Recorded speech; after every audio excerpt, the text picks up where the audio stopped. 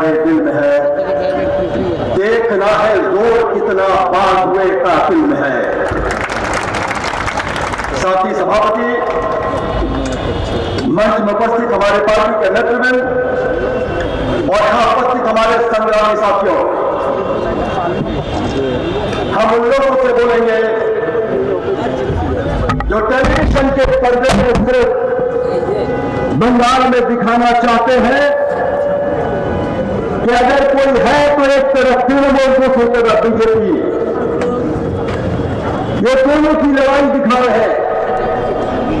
आज हमने देखा ब्रिगेड के मैदान में चोरों की बारात आई।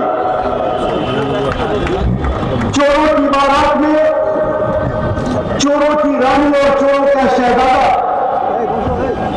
रैंप शो कर रहे थे। ब्रिगेड के मैदान को छोटा करके, जमात करके ब्रिगेड को भरा दिखाने की कोशिश कर रहे थे। हम उनसे ये कहना चाहते हैं कि तुमको ब्रिगेड का मैदान छोटा करना पड़ा और यहां पर हमारे नौजवान 7 तारीख को ब्रिगेड की मीनाक्षी यहां है, जिसके क़यादत में बंगाल के नौजवानों ने ब्रिगेड का समावेश किया। वो ब्रिगेड छोटा हो गया, ब्रिगेड का मैदान में जगह नहीं था। आज जब वो ब्रिगेड कर रहे हैं हम लाल झंडे के लोग, हम बोले 10 तारीख को 10, हमारे पार्टी के राज्य सचिव ने कहा 10 में 10, हम कहते हैं नहीं, इतना ही में बस नहीं और लड़ाई जारी है। और मानवता कह रहे हैं दमदम का पुनरुद्धार, शेरी पुनरुद्धार हो गई, काले क्षमता नहीं, शेरी पुनरुद्धार से काटकानो लड़ाई, নীতির লড়াই, নেতার লড়াই না। আসলে যারা ওই মাঠের মধ্যে দেখানোর চেষ্টা করছেন আমরা লড়াই করছি, গর্জন করছি, আমরা বলছি এই মানুষ বর্জন করতে প্রস্তুত রয়েছেন। গোটা বাংলার মধ্যে তৃণমূলকে বর্জন করার জন্য গোটা বাংলার মানুষ প্রস্তুত। আজকের লড়াই নীতির লড়াই। कठपुतली का नाच देखे हैं, जो कठपुतली जब नाचता है तो धागा नजर नहीं आता, असल में पर्दे के पीछे होता है। वो एक व्यक्ति लेकर के धागा को उंगली के इशारे से नचाता है और 2 पुतला आपस में नाचता है। असल में तृणमूल और बीजेपी दोनों पुतला है। धागा आरएसएस के हाथ में है, आरएसएस नागपुर से बैठ करके धागा नचा रहा और तृणमूल बीजेपी बंगाल की जनता को बेवकूफ बना रही। मोदी जी दौरा किए, भाजपा वाले कहने की बात, गारंटी की बात कर रहे हैं। 2014 की जनता सोची थी मोदी की गारंटी 15 लाख खाता में जाएगा, बेकारी दूर हो जाएगा, नोटबंदी से कालाबाजारी खत्म होगा, आतंकवाद का खात्मा होगा। 2014 के पास लोग सोचे थे मोदी की गारंटी होगी, बेचारा ठेला वाला, रिक्शा वाला, मुटिया मजदूर जाकर के बैंक में खाता खोलने का लाइन लगा दिया, 0 बैलेंस में खाता खुलेगा। खाता खोलने के बाद देख रहा है कि मेरा खाता में पैसा आया।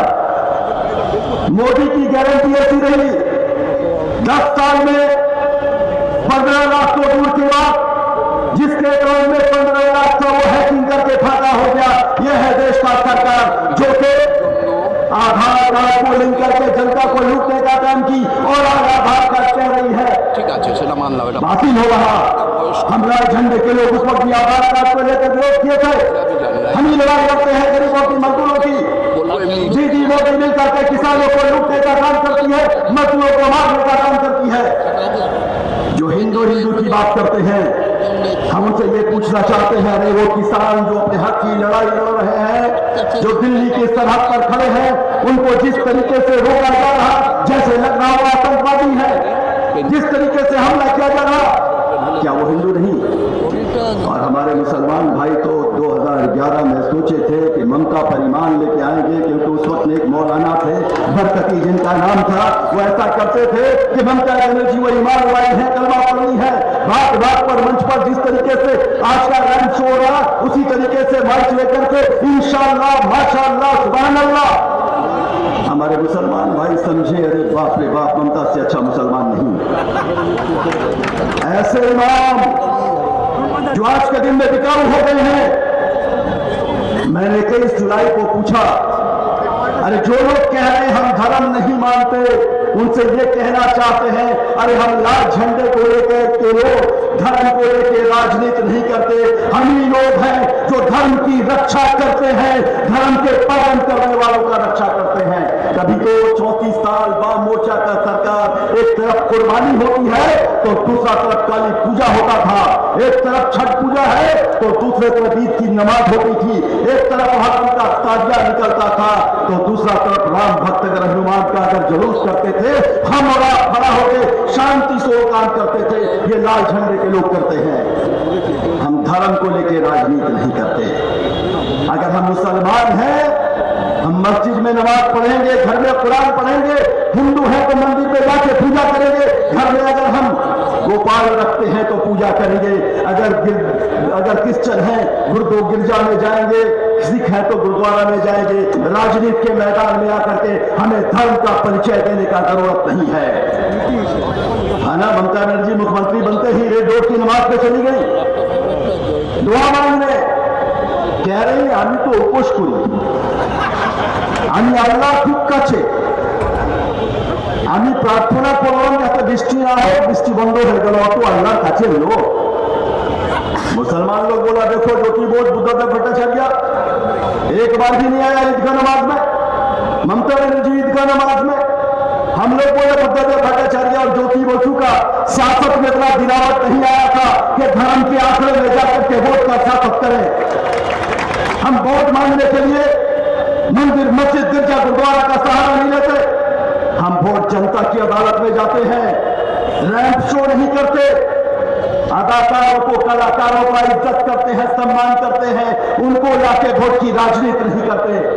हम हक की लड़ाई लड़ते हैं, रोटी, कपड़ा और मकान, शिक्षा और स्वास्थ्य का लड़ाई रोटी, कपड़े और मकान की लड़ाई है, शिक्षा और स्वास्थ्य की लड़ाई है। और इस लड़ाई को गुमराह कर देने के लिए दीदी और मोदी दोनों मिलकर एक दूसरे के खिलाफ में तकरार कर रहे हैं, तू मैं कर रहे हैं। हम कह रहे हैं तृणमूल का ताकत नहीं है भाजपा से लड़ने का, क्योंकि चोर कभी लड़ाई नहीं कर सकता है, लड़ने वाला वही होगा जो डरता न हो।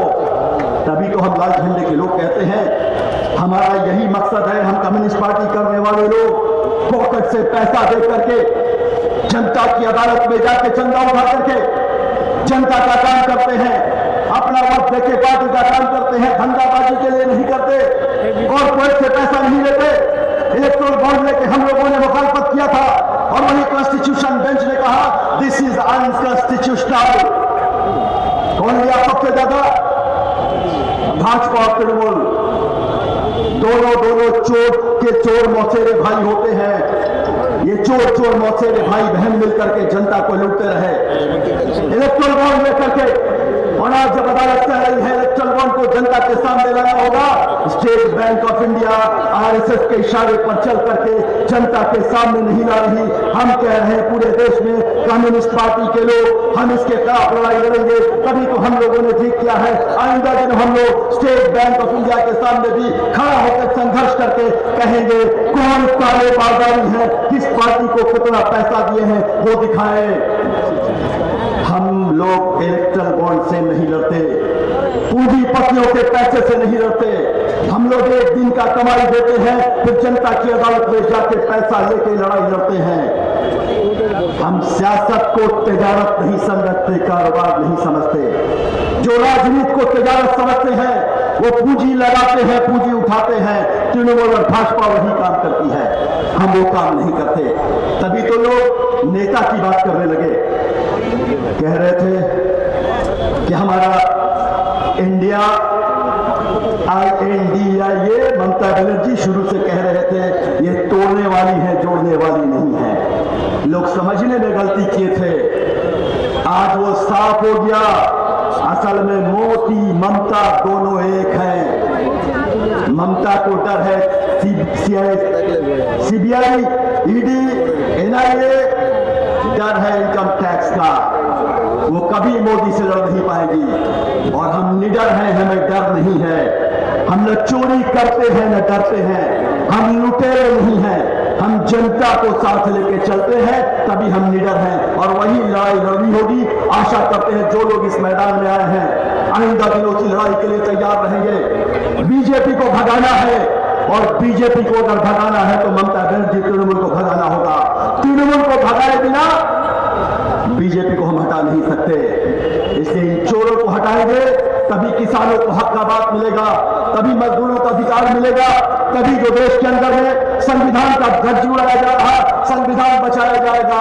यही निर्वाचन निर्णय लेगा देश का संविधान रहेगा कि नहीं, हिंदू मुस्लिम सिख ईसाई का एकता रहेगा कि नहीं, इंसानियत जिंदा रहेगा या नहीं, यही फैसला करेगा चुनाव। आप लोग इस चुनाव में दिल जान से लड़ करके इस बात को साबित करेंगे कि हम लोग डरने वाले नहीं हैं, हम मर मिटने को तैयार हैं। पंचायत में दिखाए हैं, लोकसभा में दिखाएंगे। ब्रिगेड छोटा क्या सिर्फ नौजवानों ने, जब पूरी पार्टी बाम मोर्चा और सेक्युलर ताकतें एक साथ हो जाएंगी तो ब्रिगेड की तरह 10 ब्रिगेड भरने का ताकत हम रखते हैं।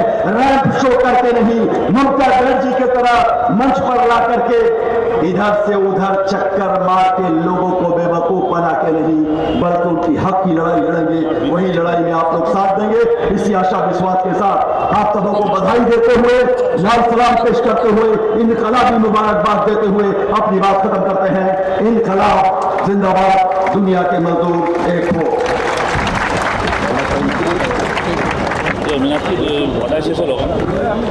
ওখানে তো পুরো সেট করা ছিল, পুরো এখন আমাদের এই সভায় বলবেন আমাদের পার্টির রাজ্য সম্পাদক মণ্ডলীর সদস্য, পার্টির নেতা কমরেড পলাশ দাস।